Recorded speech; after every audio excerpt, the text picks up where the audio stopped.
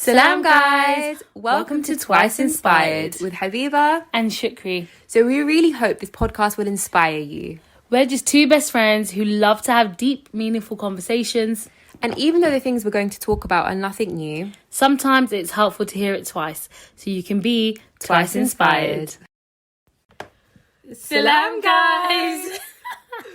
Welcome to episode 2. Yay! Episode 2. Twice Inspired. Twice Inspired. With Habiba and Shukri. Okay, so this is episode 2, and we're going to be talking about company and the friendships that we keep and the company that we have around us, because that is really important if you're trying to, improve yourself or get better at something. Because you know what they say, birds of a feather flock together. Do you believe in that? Yeah, obviously, because it's from the deen anyway, isn't it? Like, you'll be raised with the people you kind of spent the most time with and your friends and stuff, right? Yeah, like, I know exactly. And true. Like that hadith about if you friends are like, okay, I'm not going to quote it word for word because I don't know it, but it's like if you go into a perfume shop, you're going to leave like smelling like perfume. Yeah. And if you go to a blacksmith, you're going to leave smelling like a blacksmith. And that's how like friends are. Like, you're going to basically be who they are. And even if you aren't exactly like them, people will associate your friends with how you are, like, or they at least, like, I used to think, I didn't believe in that, like I used to have like range of different friends, and I thought they do what they do, but we're still friends at the end of the day. But you can't really be friends with someone if you like fundamentally don't agree with something that they do. Like, if someone does something that you think is completely wrong and you don't agree with that, I don't know, actually, even now when I'm thinking about it, can you be their friend? No, you definitely can, but you can't be like their best super duper friend. Like, yeah. You're eventually either going to agree with them or be influenced somehow. Yeah, because it's like, even if it's not everything that they do, it's their mindset, you were saying, like, and I agree with that. Like, it will be very, very difficult if you're trying to be a positive person and you're trying to change your life and be productive, and your friends are not supportive of that. So, for example, like, if you wanted to lose weight or something, and all your friends are, they're not really on it. They're just like, just eat what you want, like, do what you want, it's fine. Or they're just unhealthy themselves, like. Or they're just unhealthy, they don't have any desire to be healthy in any way. Then, like, obviously that's going to make it difficult for you. Same way, like, even in your house, like, if your family are, like, they're always eating rubbish, it's going to be hard for you. It's not that it's impossible, but obviously if you want to make everything, like, if you want to make something easier for yourself, you need to have that support. Yeah. So basically, like, a little thing that I wanted to kind of talk about is, like, during Ramadan earlier this year, I was listening to and watching Omar Suleiman's Angels in Your Presence series on YouTube, and I believe it's still there. So, like, if you want to listen to it, like, 100%, I think you should, because someone recommended it to me. Like, he did like a video each day. It was like 5 to 7 minutes or something, like a video every single day throughout Ramadan. So I made notes in it in that, like, before Ramadan, and all of it was just like, it was all about angels in their presence. So it was so nice. Like, that's such an interesting topic. Like, no, it's so interesting. Yeah, I remember Shikri talking about this, but I don't know if I got around to watching anything. I was like, I'm sure Shikri told me the lowdown and everything. I don't need to watch it. I don't need to read that book. Shikri told me all about it. Yeah, no, because it's proper, like, sometimes it can become so depressing to think about all the negative things out there are in the world and the shaitans that are around and stuff, because they are around, But when you realise and you're aware, oh my God, there's angels here, there's angels there, like when you're doing a gathering, when you're doing this, like, there's angels in loads of situations. And I just picked out a few things that, like, maybe we'll just talk about, we'll just see, because so, like, in episode 8, he was talking about responding to haters. So people that have said negative things about you and stuff. And it was about not responding to that. So I guess this can kind of relate in terms of if, like, you're in a situation with a friend or something and, like, negative things have been said, it's like, don't say anything back, and, like, if you don't say anything back, the angel responds on your behalf. Oh wow. Isn't that so cute? And then beautiful. And then, like, that's gonna inspire me to make sure I hold back when someone's being horrible to me. I mean, not that anyone can be horrible to me, because they know what mine is, but, like, no, obviously sometimes people piss you off or whatever, and you just you want to piss them off as well, but you just have to be like, It's better. I'm the better person. Be the better person. Because, and then as soon as you open your mouth and speak, the angel goes. So it's like, you know what I mean? You've lost that opportunity. Okay, I'm not talking from now on. Yeah. So it's like, just don't say anything. And it's so hard not to say anything, especially when you feel like you need to defend yourself. And there was a thing that I really liked, which was about like, so this can be like between friends. So like, if you've said something about someone else, I shouldn't go and tell them. Like, really? and he said like, don't be the shaitan's postman. It was so funny. Because it's like that person, they got the blessing of not hearing that. And then you've like delivered the message of the bad news. Like, you shouldn't do that. Yeah. Like, it makes sense. Yeah. Because sometimes you feel like if someone's chatting about someone, you know, you kind of, especially if they're closer to you, you want to tell them, you'd be like, oh my gosh, she's saying this about you. But it's true, like, what benefit would that bring, like, apart from just causing like hatred between those two people? Or like, exactly. You're literally working for the devil. Like, the best thing to do is be advise that person that's talking to you about the other person, be like, oh, like, I'd rather not hear this, don't talk about my friend like that. Exactly. Like, and defend your friend, because I think that's also something from Islam as well. Exactly. As well, literally you defend people 100%. you love. Yeah. And like, because that was in episode 9 actually, the very next one. And he was kind of like, okay, so if you shouldn't say anything back, what happens? And then he talks about your brother's honor and like how you have to protect and defend your brother or sister in their presence, and like, I mean, in their absence. So it's nice because in episode 9 he talks about how you take on the role of the angel, because remember I said like the angel kind of responds for you if you don't say anything. So it's like on behalf of your brother, sister, like whoever's being talked about, you defend them and you honor them, and you kind of literally what you were saying, like, you make sure that no one's saying anything bad behind them. And I feel like once you become that kind of person, people don't start gossiping to you. Yeah, exactly. It's true. Do you know what I mean? Because they're about, oh, she's gonna put me in my place, kind of thing. Yeah, there's proper people like that where you're like, they're not gonna accept me gossiping, so I'm not gonna do it. I need to become that person. And like, but the thing is, I always I don't know how to do it, because it's like, you don't want to like be that annoying person where it's like, oh, I don't want to hear what you're saying. But I guess it's just, if you say it nicely, like, oh, I'd rather not, like, if you're going to talk about someone, I'd rather not, because it's backbiting or something. But also what you were saying, it's mad how selfless the deen is, because like when someone chats about you to you, you stay quiet. But when someone chats about someone else, that's then your duty is to defend that person. So it's like you have more of a duty to defend someone else more than yourself. Exactly. And like, because there's more honor in that, and it's like being selfless kind of thing. And that's the kind of people that like you need to be around. So like, even though sometimes you might feel like, oh, I want to talk about this, like, you know, everyone, come on, no one's perfect. Sometimes we just want to gossip. Especially us girls, we just like to have a good old chit chat. You just want to chat and gossip, but then it's like, if you're around people that kind of put like kind of tell you like, remember, this is what you should do, then you become uncomfortable with doing it. Like you become like, okay, like we shouldn't do that because that's not in your comfortability. And that's the type of friends that you should surround yourself with. Surround yourself with friends who don't want to chat about other people, who have better conversations to have with you other than talking about other people. Like, I actually really don't like being around people that just love talking about other people. It just makes me feel uncomfortable. It's weird. Because it's like, maybe there's some kind of insecurity there and stuff. But and you're not deriving any benefit from those kind of conversations. And then like in the next episode he talks about the honor of the prophet, and like in terms of the way that you should defend people and the way you should defend your friends, and because that could be your friend to your other friend, do you know what I mean? So it's like, you have to honor the prophet and defend him like the prophet would. Oh, like the prophet would, So it's like, you know, sometimes so like we rise to it and we might be like, you might get angry, and it's understandable. Like if someone's saying something negative, you might get upset by that. But it's actually, especially if it's about the prophet, because in this one he talks specifically about like honoring the prophet and like how you should defend him and things. And it's like, it's an act of worship. Like, it's a beautiful act of worship to defend the prophet. So you shouldn't do it you shouldn't rise to it, and you shouldn't show anger.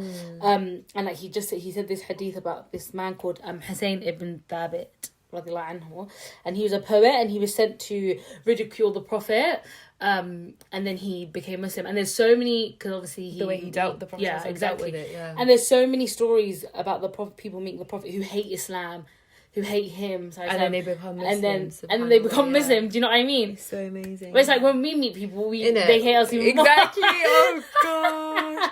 No, like learning about the Prophet ﷺ and the way he dealt with people, like, is the biggest thing ever, because I'm trying to improve my character. And like it makes such a difference when you bring Islam into it, because like I've been trying to control my anger for the longest time now, yeah. And then as soon as I was like, something like clicked in my head where I was like, why am I trying to control my anger? I'm trying to control my anger so that other people think, oh, Habiba's a nice person. Like, Habiba doesn't get angry with me, or like, Habiba's changed. But then I was like, I need to do it for the sake of Allah only, like, because Allah wants me to not be angry with other people. And that's lovable, like, not lovable, that's something Allah would love for me to be like.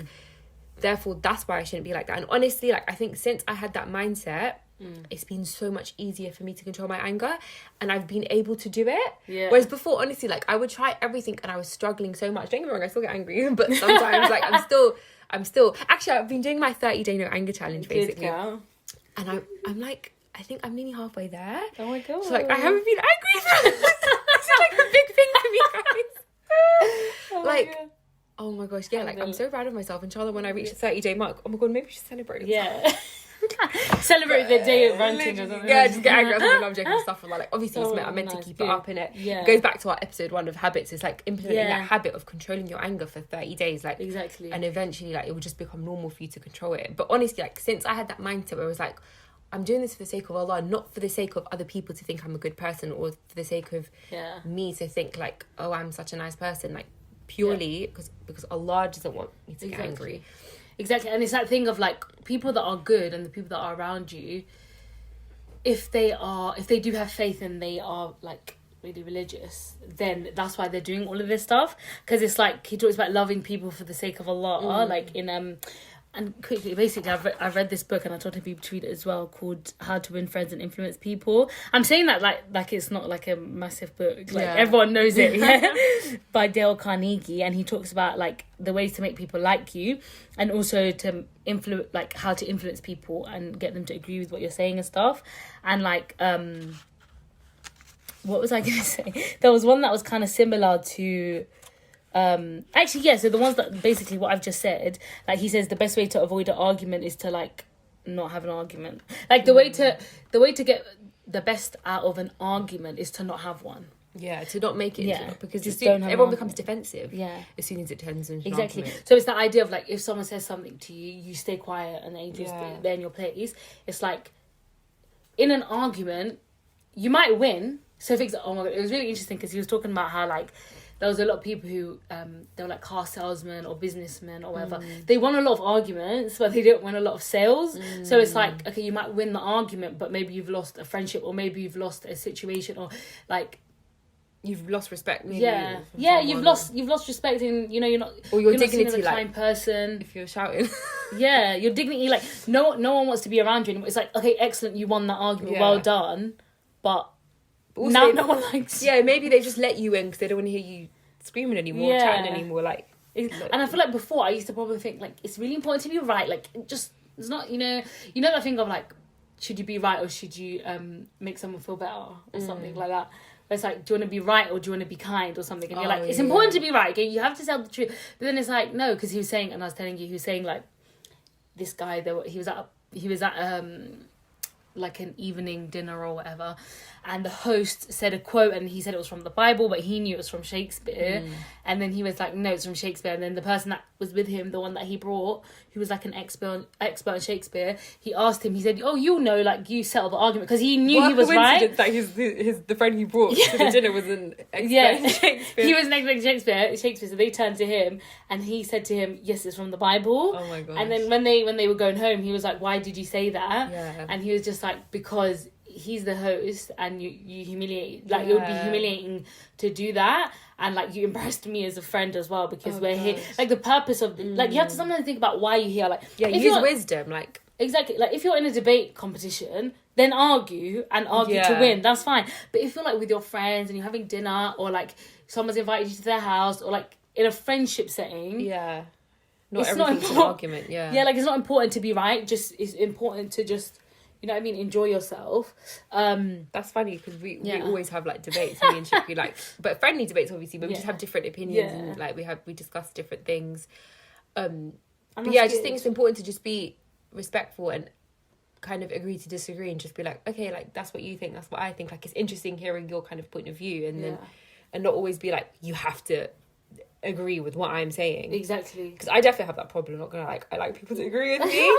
Like, I used to be obsessed with people agreeing with me. I'm not gonna lie. Yeah, but now I've just realized like it doesn't matter. Like, and if you actually approach it with wisdom and you're just like, and you say your point of view in a respectful, nice way, maybe they'll go back and reflect and think and eventually agree with you and come back and be like, actually, I agree with you. And that's actually happened to me before. Like, where I haven't fought for my opinion. Later on, they've come and said, oh, like, I think this, I think that. And I'll be like, I told you. That's what I said. Yeah, but you shouldn't be annoyed about it. Yeah, obviously.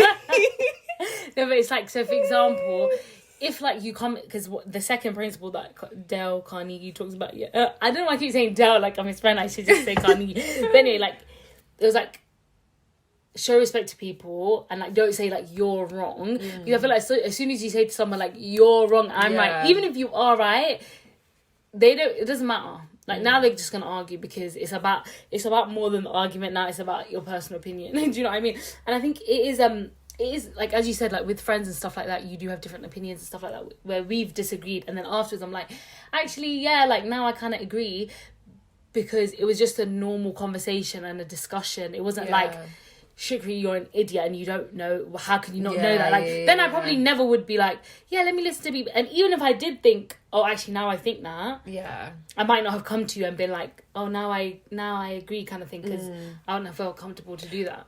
Yeah. What stresses me out though sometimes is where like what I'm saying is from Islam. Yeah. And I'm like, babes, you have to agree with me. It's by force. Innit? Like, this is Islam, it's not me. Yeah. But obviously, even then, like, you just have to let them know, and then just eventually they'll agree with it. Do you know what I mean? Like, inshallah, like. But it does kind of stress me out sometimes, because it's like, obviously, you don't want your friends or you don't want anyone having like a wrong mindset or a wrong opinion. Yeah. Especially if it's kind of against maybe what Islam teaches. Yeah. But I mean, obviously, if it's that deep, like, at the end of the day, like, alhamdulillah, Islam is very... but not versatile, but... There are some things that are black and white, the rules. Like, you can't be like, I believe that we should pray 4 times a day. Like, that's not the case. But there's like, also a lot of different opinions. But then there's a lot of different opinions. Things, So it's like, you can interpret that in different ways. Obviously, we're not scholars to be interpreting anything, but it's like, there is that kind of scope for, I believe this is what Islam said, this is right. However, this is what I'm then gonna... I don't think it's about what I believe. It's about... what it it's says. About what maybe like scholars have said, or like what you know from actually researching it, and not just be like, I feel like this, I believe this. Yeah 100%. That is one thing that is annoying, but I think it is really important to know how to disagree. So like now we're just talking about general company, because I think like if someone's very hard-headed and not willing to change, because one of his things is that like you should just admit that you're wrong, even when you're not, like, because I think that is really effective as well, and that says a lot about your character. That's from Islam as well. Like, my mum always said this to me whenever I'd get into arguments with my sister. The best Muslim is the one who says sorry first, even if they're in the right. And it's like, it's so important to remember that, because if you do turn around and be like, oh, do you know what, I'm sorry, they'll probably feel bad and be like, oh my gosh, 100%. Like, she's being nice. Yeah. I have to be nice back. And then eventually you'll come to some sort of agreement or some sort of... Yeah, exactly. That's why I just love kindness, because I just feel like, you know, sometimes people are obsessed with like, be real, like, you gotta keep it real. But it's like, you don't need to be rude though, like, do you know what I mean? You don't need to be mean, like... There's a way to say things. It's all about your tone of voice and the way you say things, like, and if it's the right time, the right moment. But yeah, me and Shukri have had our fair share. I don't know if we should talk about it. No, but it's honestly good. Like, me and Shukri have had like, it's calm, a couple of big disagreements, but we've got through it, and I think that's also a really important thing in friendships, to be able to get through those arguments and those bad points in your friendship. Not bad points, but those low points, like, and then you'll flourish more. Then it's better after. Yeah, because you'll understand each other, you'll both develop. Like, every time me and Shukri have had a disagreement or an argument, like, I feel like I've always developed from it. Yeah, like, 100%. And learnt something new. Yeah, which I feel like that. Honestly, I feel like that's really rare. Like, because most friends would just be like, "No, I hate you." No, we're not friends.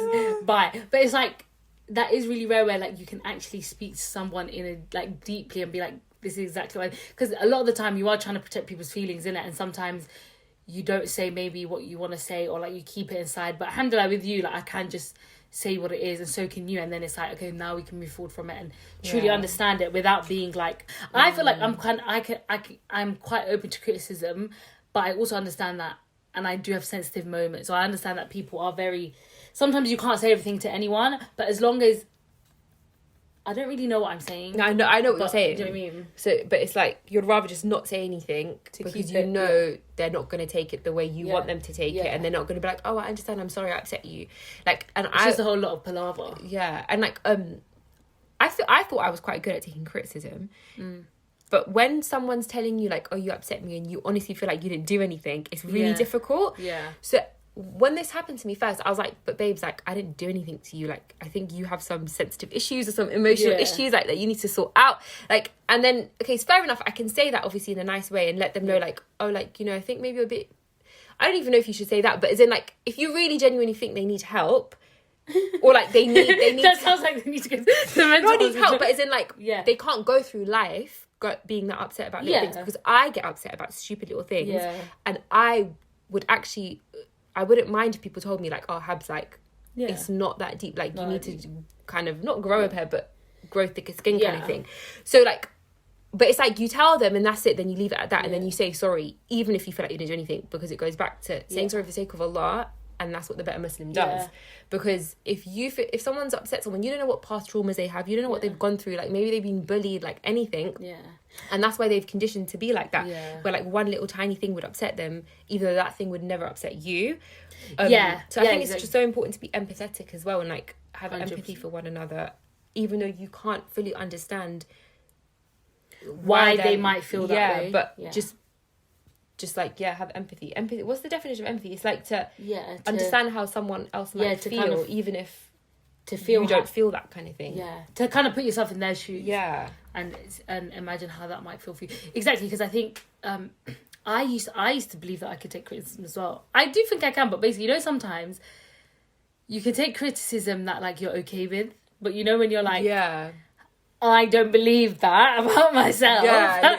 You've not come to terms with that yet, but maybe people around you have like, they've spotted it before you, and that's jarring. But if it's like, oh, I already know I do that. Yeah, it's easy to accept that.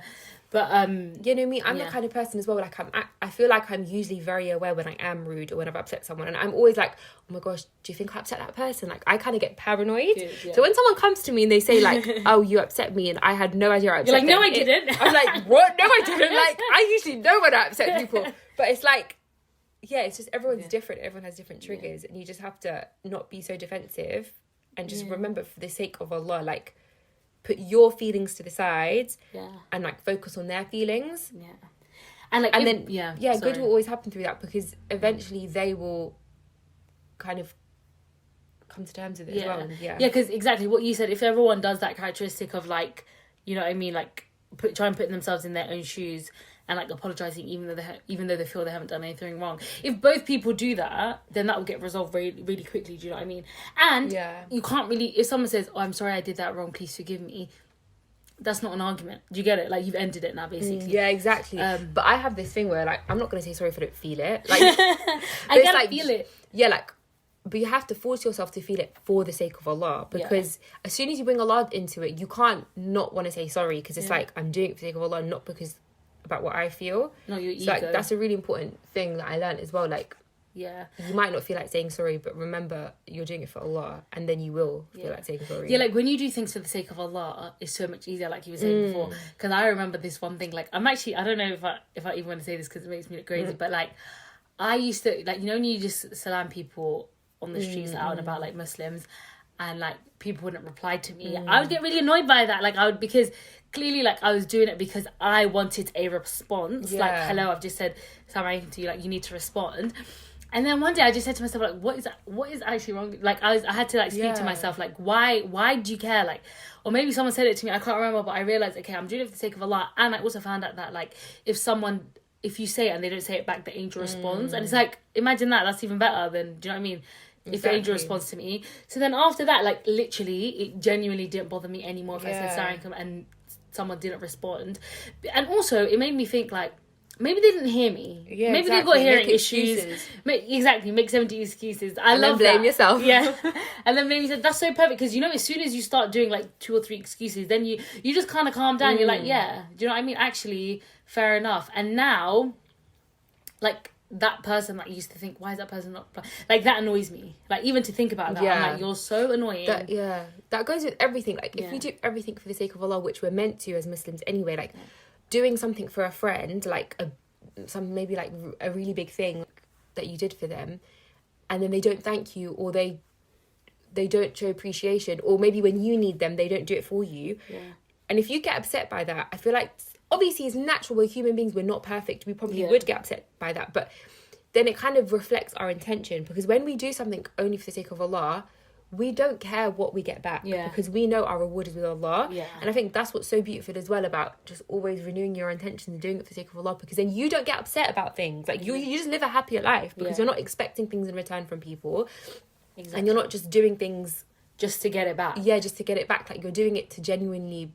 be a nice person for the sake of Allah. Like, exactly. Are you really a nice person if you're saying, I'm so nice you didn't do this back to me, like, oh, I did all of this, but it's like, and it's that thing of when, like, people bring up their nice deeds when they upset you. Like, obviously it's a lot, like, I've probably been guilty of it too, but it's like, don't be so self-righteous and like bring up your good deeds you did for me just because we're in an argument. Like, it's like, now that means nothing to me. Like, because it's almost like that kind of ruins it. It's like it's like, should I give you back the gifts now? Yeah. Everything you gave me, do you want it back now? Like, but it's difficult because as human beings, we're naturally like inclined to kind of like, it's a transactional world, isn't it? Like, if I give you something, I expect something back, and that's how like marriage is as well. It's so scary because it's like he's not treating me right, he's not doing this, he's not doing that, but it's like. And then it's like the fine line, between like, are you being oppressed then? Like, is he even looking after you? It's kind of like, I love you for the sake of Allah. That's why we have rights, isn't it? So like, we have to make sure our rights are being fulfilled and you're fulfilling your rights over that person, kind of thing. Exactly. But it's just a balance, I guess. Yeah, like I think there is a line where it's like if someone is abusing you, as you just said, like then you don't. That's not a good friendship. Yeah. But it's like I believe that if you like I don't believe in energies and all that kind of stuff, but like. The energy you give out to the world is what you get back. Yeah, I genuinely do believe that because I feel like the way you see things and everything, whatever you put in, that's what you get out. So if you're nice, it's unlikely that someone will be horrible to someone who's always nice and harsh to someone who's always forgiving. Like, it's hard.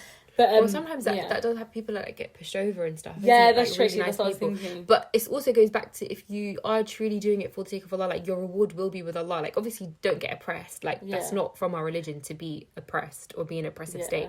Like, we defend ourselves and we fight for ourselves, kind of thing. But it's like if I don't know, but I don't know how I'll be in marriage. Not gonna lie, like because if what, like if I feel like I'm putting way more into the effort and he's not putting any effort in, like that would just naturally irritate you, wouldn't it?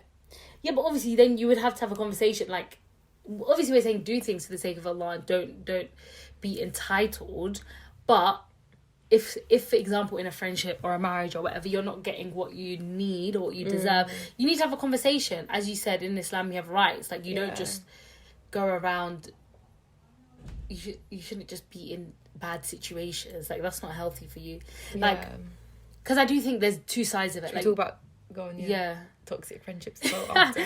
Toxic friendships, because it's kind of all the similar thing. But I wanted to say quickly on episode 11 he talks about like and for you as well, which I really, really loved. Like, so anytime you hear any news about anyone or anything, you make dua straight away. So if it's something good, Allahumma barak, mashallah. Like, if it's something bad, may Allah grant you shifa, may Allah make it easy. Like, whatever it is, just like if you just think about Allah ASAP, and you hear news, and even in their absence, you kind of make dua for them, and it's called mustajaba, which is Allah sends the angel muwakkal, and they accept the dua and say like Ameen, and you as well. So like if you turn that into a habit where anytime you hear any kind of news, you straight away make dua for that person, whatever the case is, it's like whatever you've just made for them is like back onto you. Yeah, I love that. Look, like sometimes I make dua for other people just so they just can say Ameen and then they can make dua for me. It back. You're so funny. So does it still get accepted? No, but I obviously genuinely want it for that person as well. But it's like, But the thing is, the fact that, like, you know, you get it back to yourself, it forces you to be kind to people rather than being jealous. Do you know what I mean? Like, otherwise you could just be like, oh, I don't want that person to be happy. And then that might be reflected on you. So you shouldn't do that. I don't think there's anything wrong with that. And kind of tying into that, he talks about no strings attached, like loving someone for the sake of Allah. And specifically, like, someone who's sick and just loving them for the sake of Allah.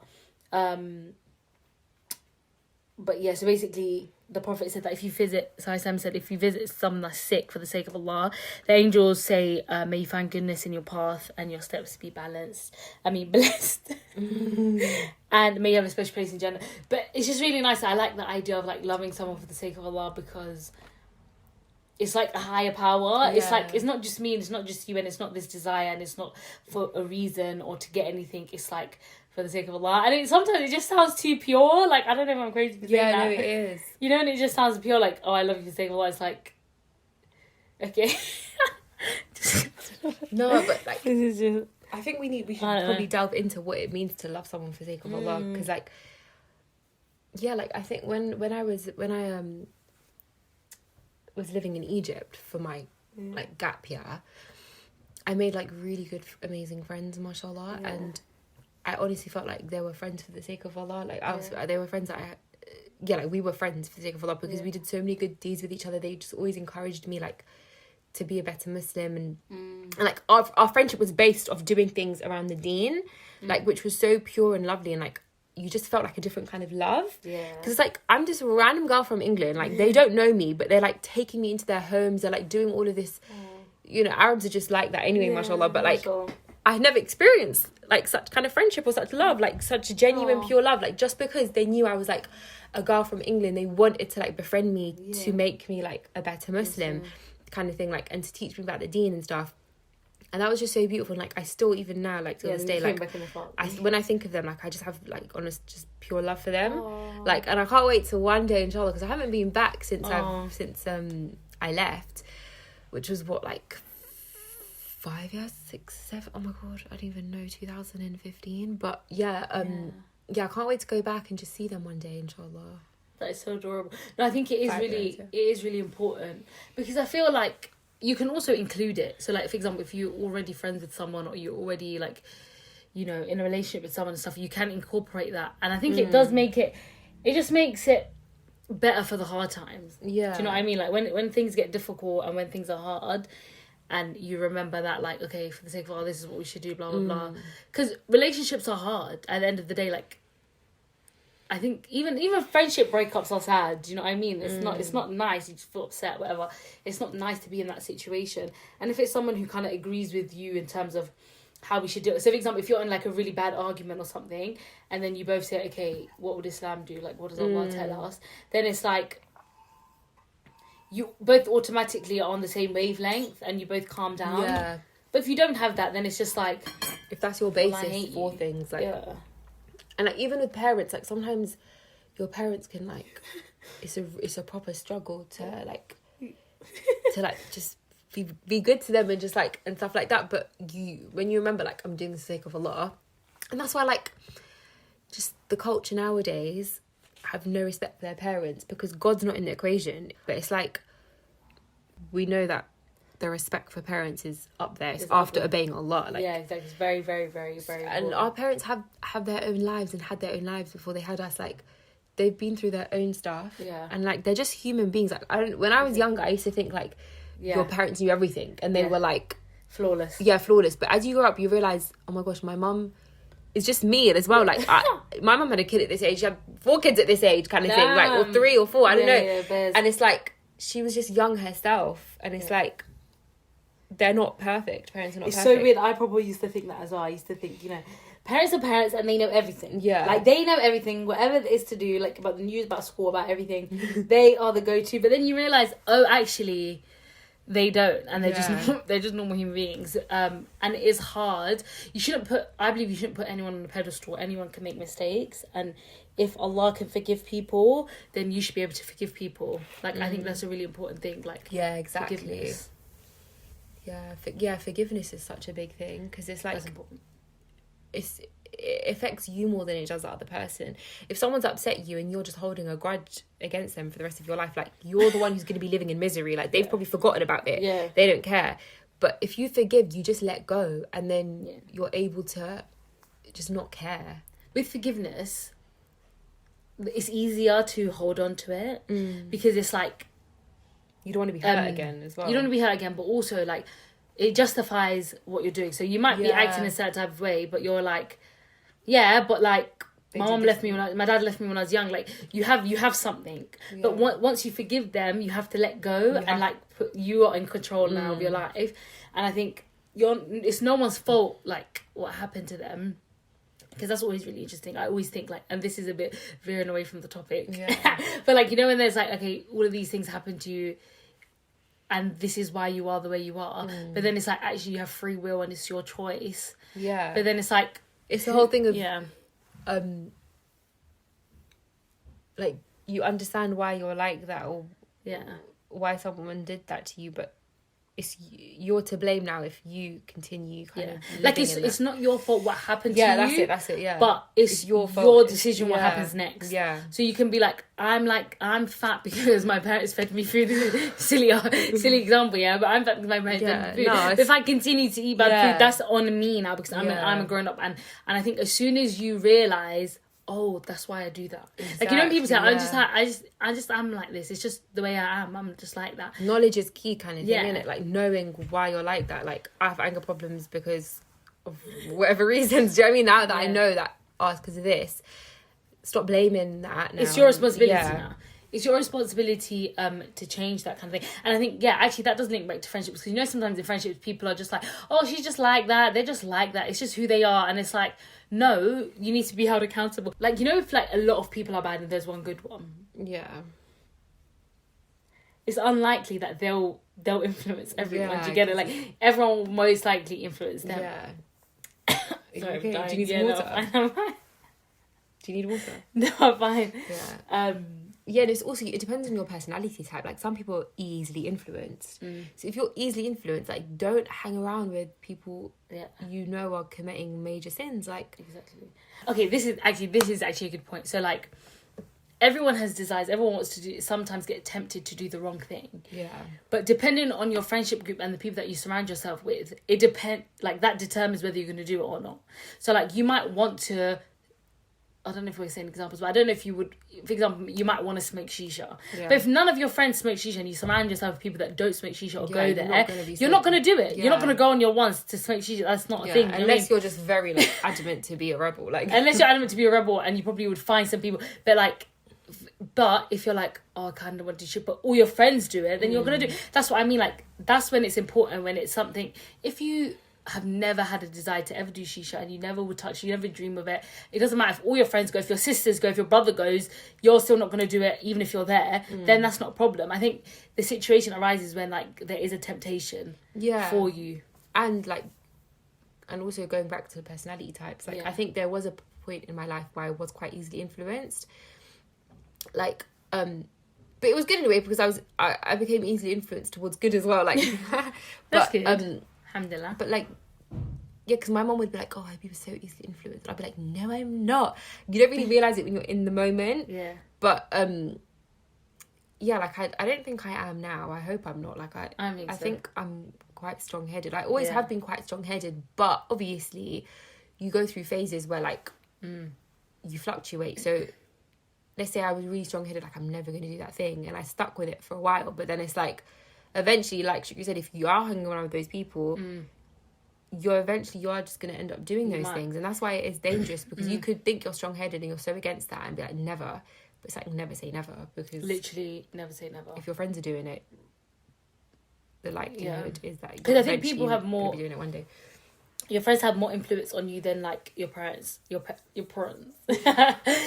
It's really important, though, to pick who you're going to pick. But we haven't really said what toxic. So someone who's not happy. Because I don't freaking know. Like, I'm not some toxic expert. We're not. No, but what would you see if some toxic expert? Like, I think if you just feel you don't feel your best around that person, if you've left that person and you feel down, like me, like I always feel uplifted after seeing my friends, like, and that's how I know, like, they're good friends. Like, I feel uplifted. 100. Like, if you're just feeling like rubbish around them, or you feel they should always make you feel worse. Oh my god, actually we didn't talk about a certain topic that we always seem to talk about, which is like the advice validating emotions. Yeah, me and Chicks always talk about this.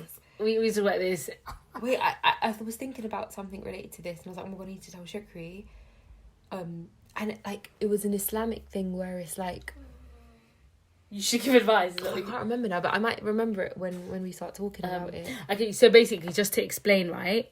I believe that we do agree a lot of the time. We agree, but it's the idea of like when someone's kind of speaking to you, they might be upset, they might have an issue, they might have a problem.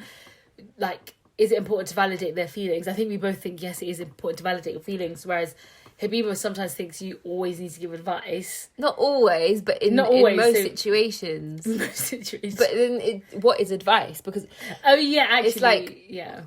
For me, advice is saying things like, don't worry, like, it's Allah's plan and things like that. Like, that's what I think of as advice as well. To be fair, actually, I think we came to the conclusion that, like, what you were saying as advice, I was saying as, like, yeah, that's true. Yeah. That's a comfort for someone. Yeah. Obviously, if someone's just passed away and you're like, things could be worse, obviously not. Don't do but that. It's like you judge the situation, and some people like hearing that stuff. Like, some people like hearing, like, things could be worse. Like, do you know what I mean? Some people don't like hearing that. So you just have to, like, judge the situation and judge who you're talking to. Yeah, because, like, me personally, like, if I talk about something and then someone's like, well, do you know what I mean? Well, there's things that are worse that are going on. It's true. I know. I don't need to hear that right now. No, of course, that's not nice. But if someone says, oh, like, your situation could be worse, imagine this happened, imagine that happened, wouldn't that make you feel a little bit better? Because it's like, it reminds you, like, yeah, do you know what? It's not that deep. It's true. Okay, so this is my thing. I think you should just experience that emotion. Remember, I was saying, so, like, if I'm angry about something, or I'm upset about something, or I'm frustrated, whatever it is, and I'm in that feeling, and then the first thing you say to me is, it could be worse, Shooks. Like, I would be like, shut up. Yeah. Like, I don't need to hear that right now. But eventually, if I'm talking about this for too long, like, eventually, I do think that I do come to a point where I'm like, but alhamdulillah, it's fine. At the end of the day, like, it's going to be fine. Because that's just soothing. That's comforting. Because otherwise, you would feel anxious and stressed throughout the whole time. That's ridiculous. If you disagreed with validating people's feelings, it means that, like, you would try to tell them, no, you don't feel that. Yeah, don't feel that. That's obviously not very nice. But yeah, I don't know. I think everyone's different. Like, but it would be interesting to find out. Like, I think maybe if we learned how the Prophet ﷺ gave advice, do you know what I mean? That would be the best way. Yeah, that's it. I think someone explained what nasiha is, and it's where see, I forgot now, but I think that's what it was that I wanted to say. Yeah. But it's about, I think, just genuinely caring for that person and wanting the best for them. Yeah. And giving them advice according to that kind of thing, rather than just being like, Yeah, 100. And I think if you're genuine, like, and your friend is annoyed at you for giving advice, like, that's just not nice from them, because it's like, I'm just genuinely caring about you, and I want you to do the best in the situation. And I do think eventually I do prefer that as well, where it's like, I want you to tell me, like, what to do or where we can go from here. And, like, I'm a teacher, so obviously I'm going to be like, you know, okay, what are our next steps? Like, so everyone's different, innit? Like, some people just want to be validated. But that's what I mean. I do think it is better to give advice, because they might not appreciate it in that moment, but eventually they will. Like, because I've been through that, where I don't want them to give me advice. I just want to rant. But when they do, I'm like, oh, just please don't talk. Like, I don't want to hear it. But when they do, and I'm like, no, do you know what? They're right. Like, and then it makes me feel better. Okay, do you know what it is? It's because what I realised is, I think a lot of the time, I might be wrong, but people come to the conclusion anyway. Do you get it? That's what I think. Yeah. And I think if you've given your advice and they're not listening, then your job is to just keep listening to them. Do you know what I mean? Like, even though it can be really annoying, but obviously you got to do what you got to do sometimes. Yeah, for friends. But I was going to say something about all of that. Like, so obviously with social media thinks it's become like this, everyone's psychiatrist. Like, 5 ways to fix your mental health. All of this, like, obviously, don't get me wrong, it's good. But sometimes I come across stuff and I'm like, not that I'm a psychiatrist or anything, but I'm like, I don't agree with that. And it's dangerous for people to, like, take this stuff as like holy grail. Because that's why, like, I always try and relate everything back to Islam. Like, what would Islam say about that situation? Do you know what I mean? Because at the end of the day, like, these are just other human beings giving other human beings advice, but it's like Allah knows what's best for us, really. So it's like, I think everyone should take take what they read on social media with a pinch of salt, and not take it as like the right thing to do in every situation, kind of thing. Like 100%. Social media can be very damaging. There's a lot of good in it as well, but you just have to see who's qualified. Like, a lot of people maybe aren't, because they've just read, you know what I mean, a lot of self-help books and stuff like that. Us, so don't take as I said, we try to do it from Islam, innit? Like, and also, like, obviously, like, these are just our opinions and stuff, and like what we know and our thoughts. Like, we're not trying to, obviously, but I do think social media also affects people's friendship as well. And one thing that I've been saying like a couple of times, is that one thing I hate about social media and WhatsApp and all of that is that you can see when someone else has read your message. I feel like that's so intrusive, and I hate it. So, like, I don't know. You can turn it off recently for WhatsApp, you know. Can you actually? Yeah, but then you can't see if I read yours as well. So just the blue ticks. But it's like, no, okay. This is the thing though. For me, if someone has read it and it's blue ticked, I don't get annoyed anymore. Like, before, I might think, oh my God, and go back to see what they're saying. But I don't get annoyed anymore, because what I realised is, like, people are busy and, like, they might not be able to reply. So it really annoys me when people, like, I understand, obviously, as friends, you should be replying, but you cannot be replying to every message, every DM, every 3 minutes of your life. Like, it's so annoying. And sometimes 24/7. Exactly. And sometimes you just want to read it, but you're just not ready to reply. And then it's like, you might get question mark or I think we're all mature. Like, at this age, we should all be mature to understand that now. Like, we're not in high school where we're like, oh my God, they left me on red. They left me on red.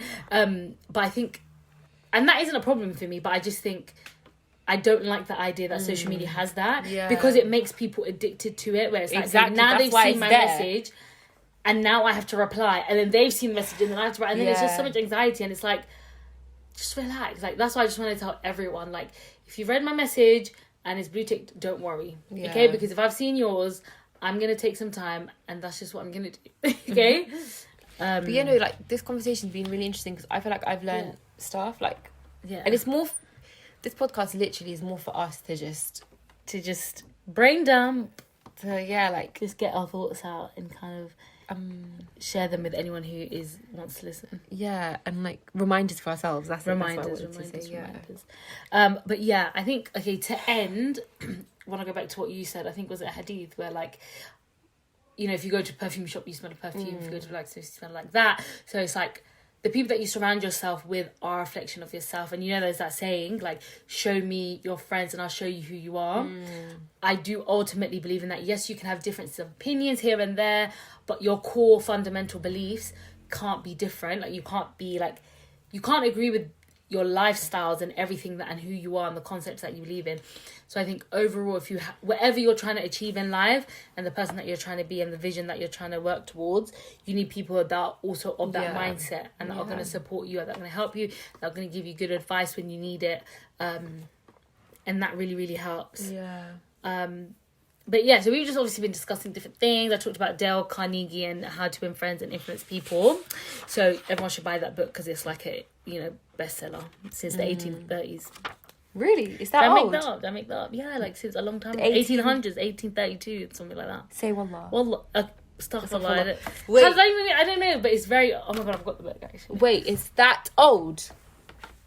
Hasn't he written something else about how to stop worrying and something? Yeah, he's got bare books. And he's from an era... Yeah. He's not from modern times. That's so interesting. Wow, that's interesting, because everyone needs it. Everyone's just like... that's actually interesting. That's a good point to make. Well, let me see. Looks such a good. You go on the front, isn't it?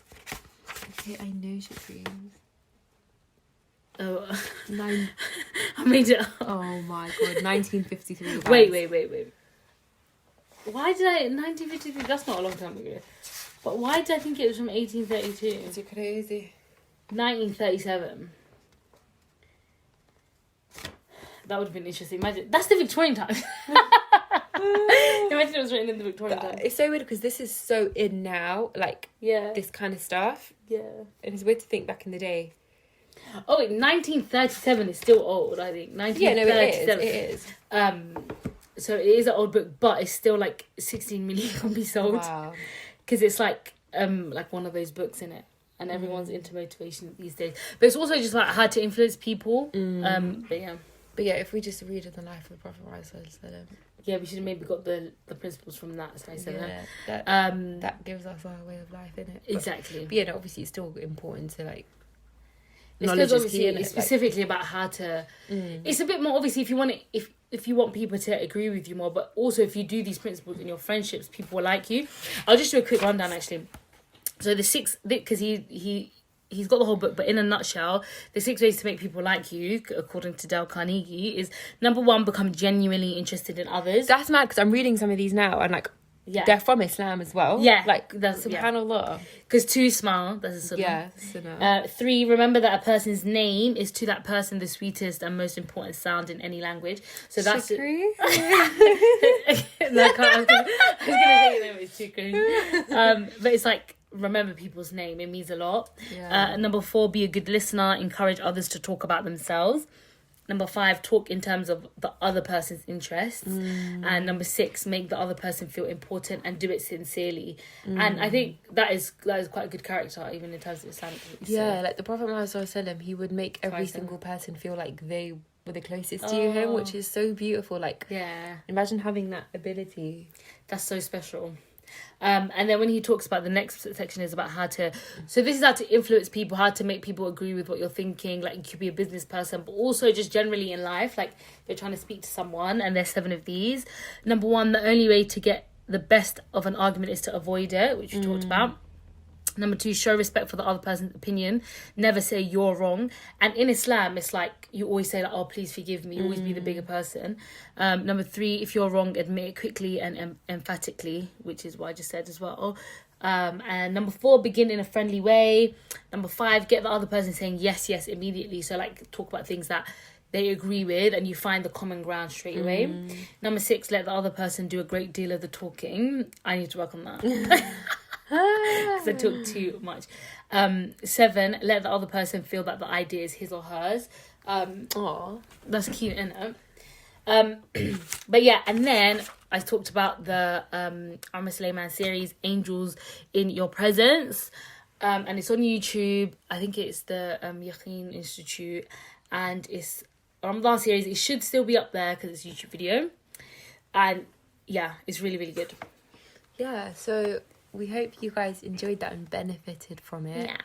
Inshallah. Inshallah. And yeah, guys, just not forgive us, but yeah, like forgive us if we have said anything wrong. Like everything good we've said is from Allah, and everything bad we have said is from ourselves and the shaitan. So my mum always used to say that at the end of her conversations with her friends. So like it's literally stuck in my head. That's such a good thing to say. That because like obviously we're not trying to preach or like just talk from our nafs. Like it's just to help you guys and help ourselves and have some interesting discussion. And we hope you enjoyed episode 2. Let us know your thoughts. Comment in the section below. No, I'm joking. Yeah, or just like DM us on Instagram. Let us know what you think. Like any constructive criticism, we're open to hearing that. Yeah. And yeah, like it is just our 2nd episode, so we're sorry if like we're not perfect. Or anything, but inshallah we'll get there. And hopefully we'll have some guests on soon. If you want to be a guest on our podcast, Twice Inspired, then like hit us up. Let us know. Anything else, Trix? Apologies for talking too much. I think I might do that at the end of every podcast, just because I literally blabber. What's the podcast for if you're not talking too much? That's true actually. That's true. I just find myself irritating sometimes. No, Thank you. Thanks, Habs, no, I'm saying to like that's true. That's true. But yeah, thanks so much for listening, guys, and see you next time. Ma salama. Why? It just makes me laugh. We have to say bye together. Salam. Wait, do it. Salam. No, oh my gosh. No, that is hilarious.